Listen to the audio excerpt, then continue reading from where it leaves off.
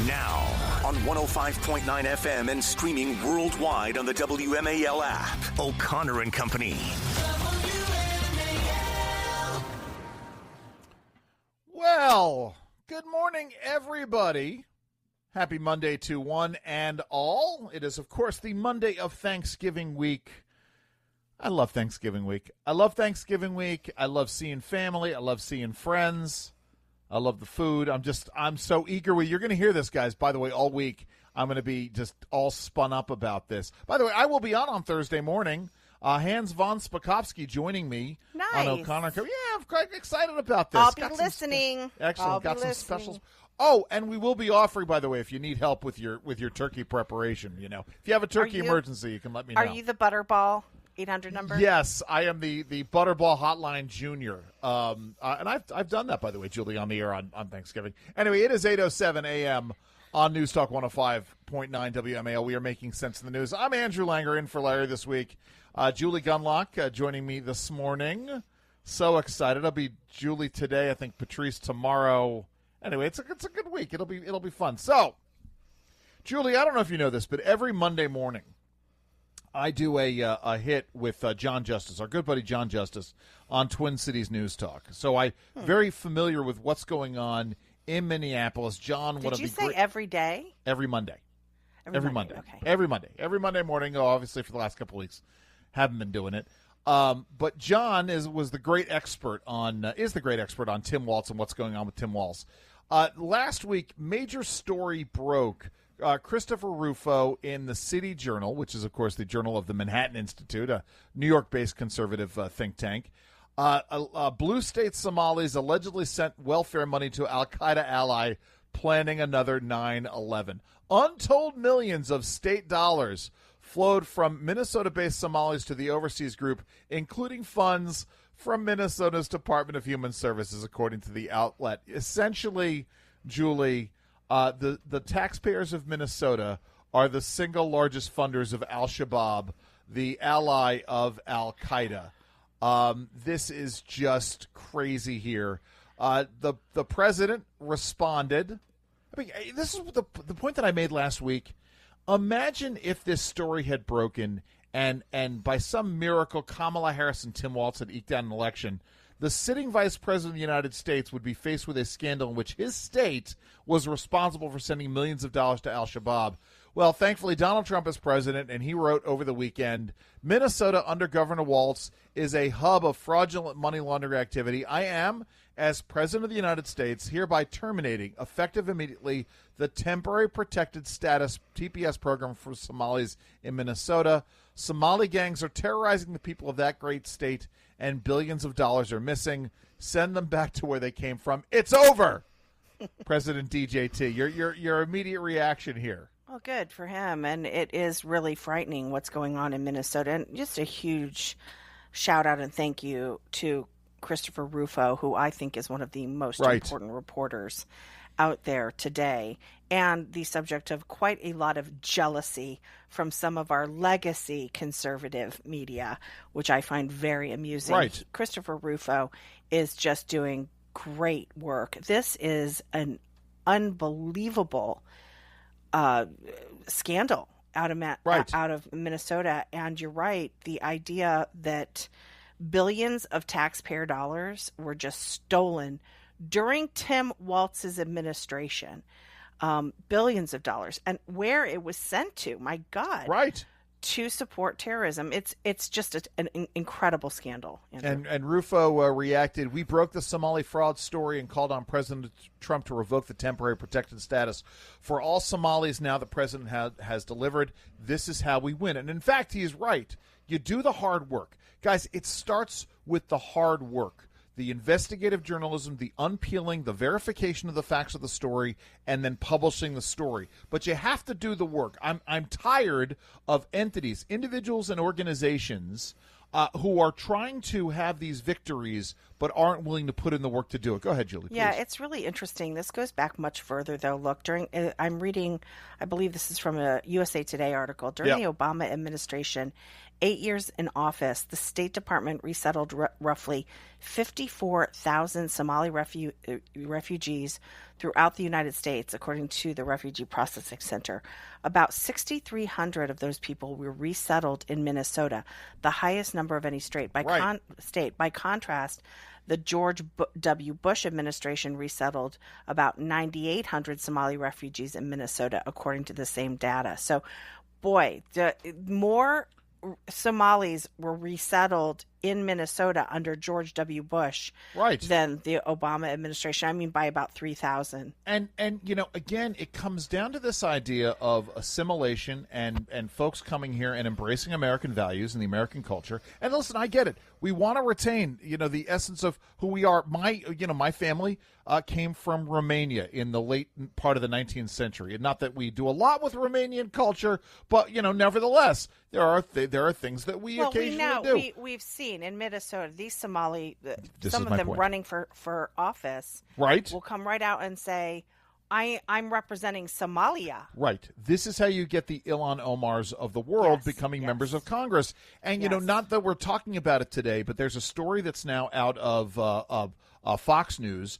Prince George's County, you know about this, Julie, this illegal immigrant who became the superintendent of a school system in Iowa. Well, now, we're finding out he was registered to vote in Maryland, right? Illegal immigrant, registered to vote in Maryland. The Prince George's County Board of Elections has redacted his voter information. So we really don't get a sense of how many elections he was illegally voting in.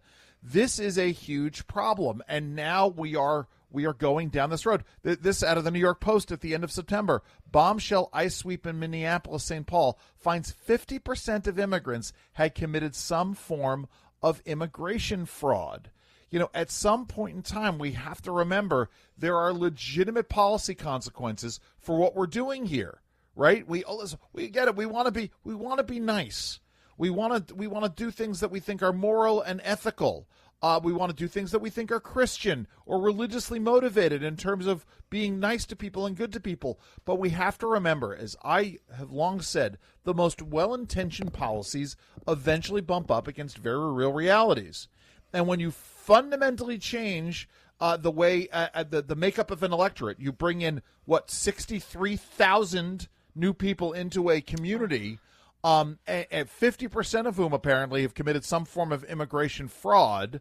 Eventually, you may wind up in a situation in which millions of dollars of taxpayer monies are being funneled from the state of Minnesota to a terrorist group that is allied with Al-Qaeda. That's where we are. That's exactly right. And Tim Walz should answer for this. 100%. And of course, the media will memory hold this. I mean, we can rely on Christopher Rufo and some other conservative outlets to ask the questions. But sadly, most of the media in Minnesota and most of the left-wing media, this should be a major scandal. This should be on the Sunday news programs. They should drag this guy in, Tim Walz, and say, what is going on? Listen. How have you let this simmer? How have you let this fester in your state? And how in the world were you ever a nominee for vice president? Listen, thank God, at the very least, one of the saving graces in all of this is that Tim Walz, at least he wasn't traveling to China regularly on the dime of the Chinese government. Over the course of 30 years, at least he didn't take dozens of trips to China. Oh, that's right. I'm sorry. That was memory hold as well by the media. Listen, we'll continue in just a moment, but first, it is 8:15 a.m. WMAL, making sense of the news. Live from the Home Paramount Pest Control Studios. Home Paramount, the leader in pest control since 1939. Julie, it's interesting. There have been some folks who are not happy that who believe that the swamp beat out DOGE. Apparently, over the weekend, as of yesterday, DOGE no longer exists. It was established on January 20th, 2025, and it is quietly disbanded 8 months ahead of its planned end in July 2026, with its functions absorbed by other agencies like the Office of Personnel Management. And I want folks to keep in mind, DOGE, as we can tell, was always temporary, and DOGE had a very limited task. Yeah. Now, listen, I think there should be a Department of Government Efficiency, maybe something permanent, or at least something permanent at OPM or OMB, some hybrid of the two. but it was always looking at duplicative and wasteful programs. And DOGE was always going to try to go after the lowest of the low-hanging fruit, maybe slightly higher low-hanging fruit, and then leave the rest of the effort at government reform to other agencies, right? This is something that I watch, again, on a daily basis. My bread and butter is the administrative state, and there's been a process that they've been following. What do you think, Julie? Too early to disband DOGE? Look, are you kidding? I want DOGE to go on forever Sure. and Yes. ever and ever. Amen. But I think you're right that this was temporary. It was needed to do some initial cuts, some pretty significant cuts. But I think that the idea was it was always going to be absorbed into the different agencies. I hope that DOGE's mission continues with these different agencies. But, as this article points out, it's no longer going to be a centralized entity. And I think that's smart. I think that each agency in the federal government should have a DOGE mission. Right. Should have a person in charge of looking at overlap and duplication within the agencies, which is, I know, what you do as well, Andrew. And, right. And cutting that fat and working interagency on interagency cutting as well. We've talked about this multiple times. And we've talked about it on the show. When you have programs within one agency, and then you go across to another Department of Education has a program, and then look, this exact same program ends up in HHS. Right. One of them has to be cut. So I do think that this cutting will continue. I hope it does. And again, there needs to be baby DOGEs within each agency. Right. And then it gets down to dealing with the actual power that these agencies have over individuals and their lives, right? And it's really interesting. Matt Jensen, I don't know if you know Matt at all, over at the America First Policy Institute. Matt and his team over at AFP are doing some really innovative work talking about the size of the regulatory state and how that impacts the amount of government spending. But the point is, the power of government, the impact of the federal government on our daily lives is really expressed through the amount of regulations that are out there. And there's a process, and it's a process that continues. It's ongoing. So you got DOGE going after the bureaucracy and the size of the bureaucracy. And then the individual agency, Julie, the agencies themselves have been asking, they've been engaging. In fact, I think I have comments due today, requests for information on recommendations where they could be making cuts. So many agencies have done this. They've put them out there, solicited for recommendations, not just at the federal level, but at the state level as well. And then they take those recommendations and they peel those back in terms of specific regulatory changes, some of which we've been talking about already today. Here's some of what they were talking about in terms of the waste, fraud, and abuse. This is from an X handle called Wall Street Apes. Sure. The DOGE found that the American taxpayers are giving money to Afghanistan, to Yemen, to Syria, gave away $40 billion through USAID, had 10,000 employees, found out USAID gave money to support electric vehicles in Vietnam. USAID gave money to a transgender clinic in India. $1.5 million to a Serbian LGBTQIA+++ group. $164 million to support radical organizations around the world. $122 million of that to groups allied with foreign terrorist organizations. The list goes on and on and on. That's what DOGE was about. But yes, we need to continue that mantle. Listen, so much more to get to right now. It's 8:22 here on WMAL. Listen, as DOGE comes to a close, it underscores once again that we all need to be involved in this process. You want government efficiency efforts, government efficiency reform efforts to continue. You got to get involved in it. And I'm going to put in a little PSA for this. Go and check out regulations.gov on a daily basis. Every day, new government reforms are being proposed, and you have the opportunity as an average, I don't mean that, an everyday citizen, regular person, a regular Joe, you have the opportunity to comment on it. Go and check it out. There's stuff open right now that's open for comment. Regulations.gov is the website. Listen, we've got critter news. Serious critter news joining us. And a warning to all parents. Listen, we're getting into the Christmas season. Kids are going to want to talk to you about the video games that they're playing, the computer games that they want to play. We've got some warnings for you out there. It is 8:30 here on O'Connor & Company, WMAL. WMAL-FM Woodbridge, Washington, a Cumulus media station. Making sense of the news. News Talk 105.9. News now. Now on 105.9 FM and streaming worldwide on the WMAL app. O'Connor and Company.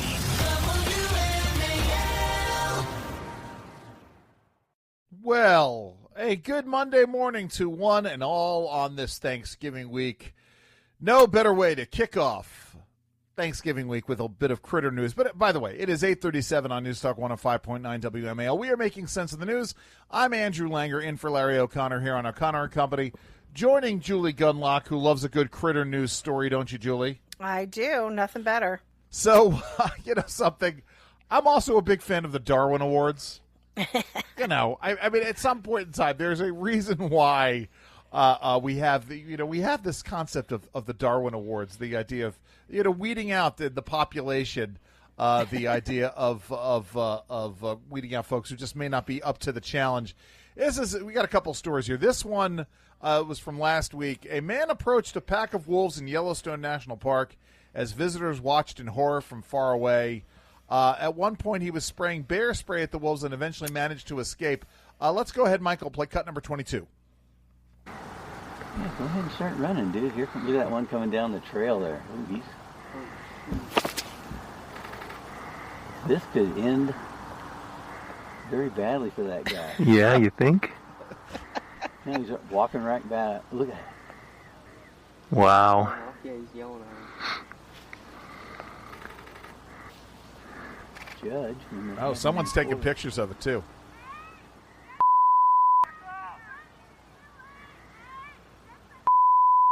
Yeah, they're yelling at him to get the father away from it. We can end it there, Michael. I mean, Julie, this is a problem with these. This is a real problem with these national parks. I mean, we are great lovers. Spent 2 weeks in Yellowstone a couple years ago with my kids, and there was an incident there while we were there. Someone tried to approach a buffalo. I mean, how stupid do you have to be, right? Let's approach wolves. I blame Disney for this. I think there is people think everyone is a fuzzy Disney character, and this guy probably saw Dances with Wolves one too many times. That's what I'm saying. Right? Yes. Tatanka, right? Exactly. Yeah. I wish he'd been eaten. Okay, that's mean. Not eaten. Maybe just a small mauled bite. Yes. Not totally mauled. But no. People need to learn a lesson. Well, this is what I'm saying. This is what we get to with the Darwin Awards. Yes, when you touch nature, it is a bad thing. It's funny because in Yosemite, and again, we're a big national park family. You never got your boys the national park passport books, did you? No. They're passport books. You could put little stamps in it for each time you visit them. I have mine. But the point is, in Yosemite, where I have it, you can see it. If you ever see me do TV, in fact, I did Newsmax on Saturday, humble brag. I've got a sign from the White Wolf Campground in Yosemite. This is bear habitat. Don't approach the bears. Don't deal with the bears. Right. Keep your food in a bear box next to your tent. Don't keep it in your car. You know about these things. You got to watch yourself. Now, in a sad bit of critter news, how your dog is big, Julie. Yes. Yeah. I have a golden retriever. So I've always had smaller dogs. So, and especially with my older, now late passed over the summer, Charlie, who was just around 20 pounds. Charlie was we found out, we thought he was a half Cavalier, half Pomeranian. Oh. No, it turns out he was Chihuahua, long-haired dachshund, pug, and then something called a Nova Scotia duck-tailed retriever. He was a mixture of a lot of different things. But I was always afeared that Charlie would get carried off by a bird of prey. I love how you just listed all the fancy dogs. He was a mutt. He was a mutt. Right? He was 100%. But my point is, I'm trying to say he's small. How small was he? He was so small. We felt that a bird of prey could carry him off. Yes. This is this story. A bald eagle dropped a cat onto a car in a North Carolina highway. It's a sad story. While it was driving. Yes. While the car was moving. Yes, while the car was moving. Can you imagine? No, this cat is astounding was to me. dead, by the way. The cat died. Okay. Yes, and the cat went through the windshield. Yes. Well, let's hear the 911 call. Let's play cut number 23. Wayne County 911. What's the address of your emergency? I'm not really sure the address. I'm on the side of the highway. All right, and what's going on? Okay, you may not believe me, but I just had a bald eagle drop a cat through my windshield, and it absolutely shattered my windshield. Okay. This poor lady. Okay, I love that. I do believe you, honestly. Okay, I had a witness. He's like, that is the craziest thing I've ever seen. Thankfully, it was on. Listen, I'm going to say this. Thankfully, it was on the passenger side of the car. Yes, I mean, you know, if goodness. it could have been seriously even more tragic, beyond the tragedy of the dead cat, right? Which, by the way, gives rise to the concept of the dead cat bounce. But the point is that if it had gone through the driver's side of the windshield, it really could have been tragic for everyone involved. This is a not insignificant hole in this windshield where this cat went through. But yeah, this is what happens. By the way, we've had the growth. This does of not bald eagles. happen. Sure, Look, it happens. don't do this. Don't So people, if you see an eagle up ahead, pull over on the side of the road. You never know what's going to happen. One in a gajillion. This is what. Michael, shame on you, Michael. Don't worry, people. This is not going to happen to you. This happened to this one woman. It won't happen for another 1,000 years. We're safe. We're fine. Oh, Just we're going to have a spate of these now, Julie. You've now jinxed it. I'm knocking wood. And stay away from the wolves. Okay, Yes, just behave when you're in one of these national parks. I mean, listen, if a black cat crosses your path, it's bad luck. You break a mirror, it's bad luck. You drive under a ladder, it's bad. I mean, now she got all of this at the same time. This person, we're not going to call her lucky. Listen, we got so much more to get to. In fact, we do. We got to talk about Roblox and the threats to your kids. It's 8:43 on WMAL.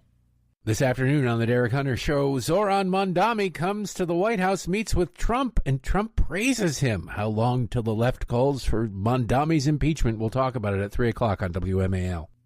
Oh, Julie, I'm so glad that my kids are out of that stage where they're playing these online games. We did the Minecraft thing, and we had a moment where one of my kids downloaded some kind of a Minecraft add-on, and it destroyed their computer. It completely infected it with every virus known to man. Awful. The new thing is this: is it Roblox? Yeah, it's Roblox. Roblox.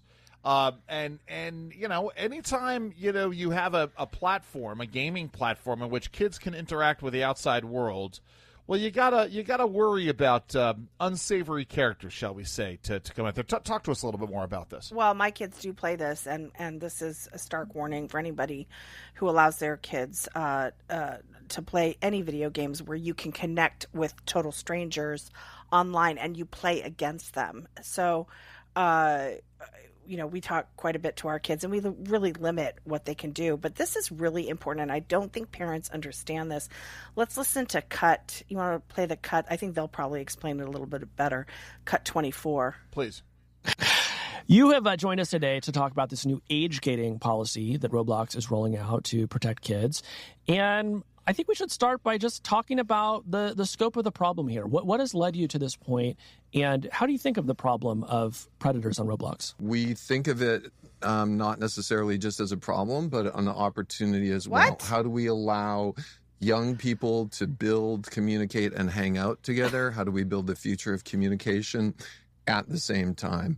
So we've been, I think, in a good way working on this ever since we started. And when we were, this was almost 18 or 19 years ago, when we first launched the company, and we had just 4 of us sitting in a room, we were literally the moderators. We would rotate all the time. And so fast forward to where we are today, it's just every week, what is the latest tech at the scale we're at? 150 million daily actives, 11 billion hours a month. What is the best way to keep pushing this forward? And as you correctly note, we've just started adding that we're going to be using facial age estimation with AI to complement that.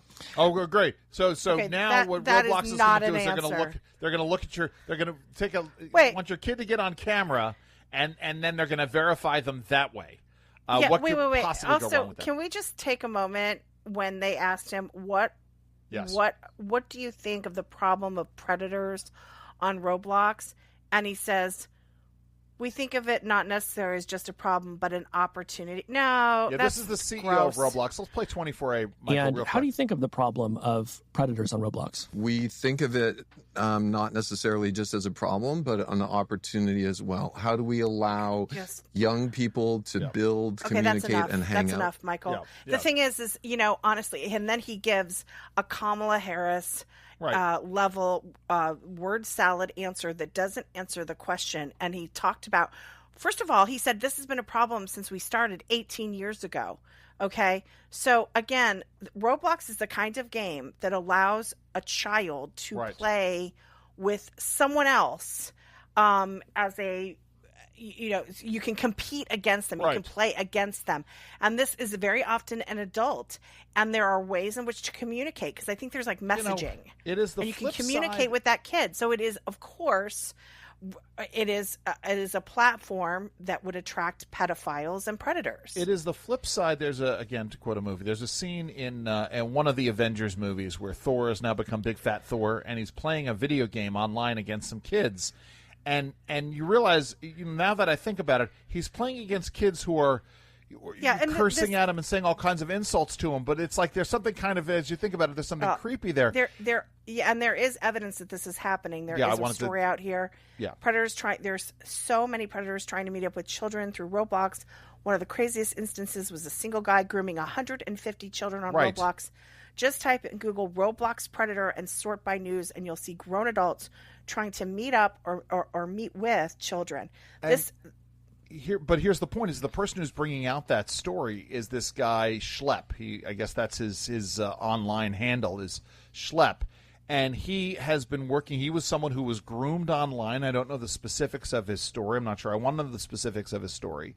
But when he brought to light the sheer number of predators out there on Roblox banned him, which is not what you want to do, CEO, is you don't look at this as an opportunity. You reach out to this guy, Schlepp, and you bring him in and have him come and help you do this.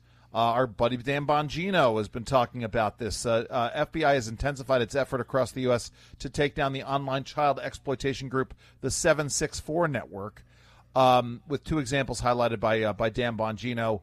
In a post shared on Wednesday, Bongino revealed how the dangerous network has infiltrated online spaces popular with minors, and he goes on from there. 300 investigators connected to this network nationwide, and it is absolutely essential work that they're doing. Listen, parents really have to be, we're up against it here, but parents really have to be vigilant. You have to know what your kids are looking at online. Pay attention. Pay attention is the most important thing. It's 8:53 O'Connor and Company, WMAL.